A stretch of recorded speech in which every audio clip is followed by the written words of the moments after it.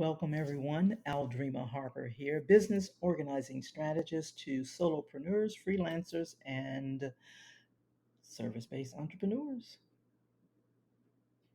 Welcome, everyone. Aldreama Harper here, business organizing strategist and declutter coach to solopreneurs, freelancers, and service providers.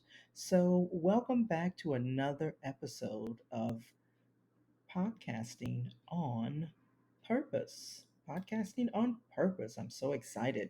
So, today we want to talk a little bit about directories and websites. Directories and websites, because this is going to help get a little bit more discoverability when, as we are talking about podcast directories as well as podcast websites. And so, let's kind of get into it, okay? So, what you want to do is you definitely want to submit your podcast to popular directories like Apple, Spotify, Google Podcasts. These are the heavy hitters.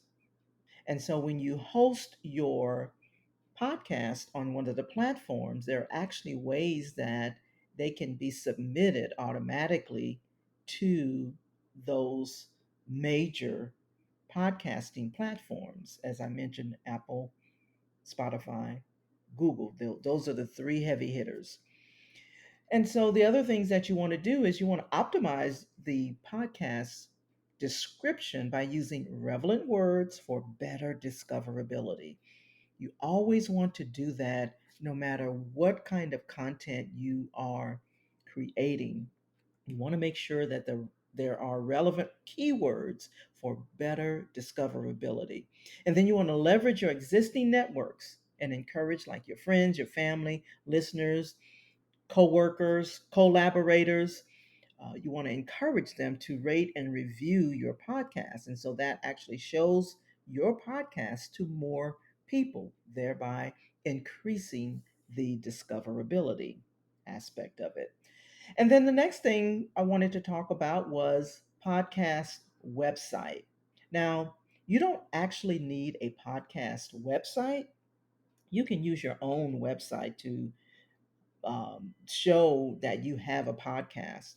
But what you will do is you will embed it, the link from the hosting platform that you're using. Like I mentioned that I use Bcast and I also use Anchor.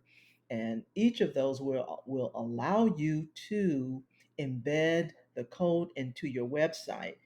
Bcast actually does a really good job of that. And so I just take the embedded code and put it on my website. That way, if someone comes to my website, there's a link, a tab at the top of the website where it says, Organizedpreneur podcast. And then they click on that, and then they will see that this episode has been uploaded. So every time you have a new episode, it will show up on your webpage as well as the other directories.